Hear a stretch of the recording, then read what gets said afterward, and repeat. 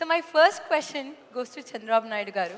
So రీసెంట్గా మా డాడీతో నేను మీ ఆఫీస్కి వచ్చినప్పుడు, so you saw my book and you asked me a lot of questions. You are very curious to know అసలు బుక్ దేని గురించి, అసలు నీ బ్యాక్గ్రౌండ్ ఏంటి, అసలు నువ్వేం చేసావు అండ్ సో ఆన్.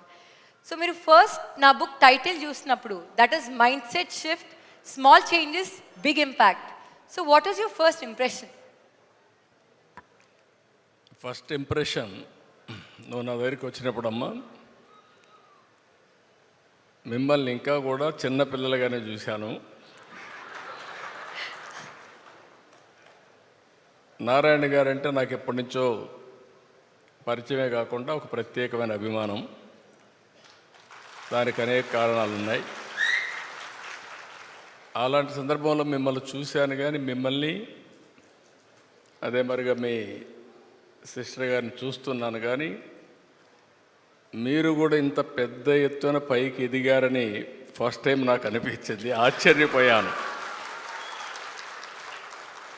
ఎందుకంటే మీరంతా కూడా ఇంకా తండ్రి చాటున ఇంకా రన్ చేస్తున్నారు వ్యవస్థ అనుకున్నాను, కానీ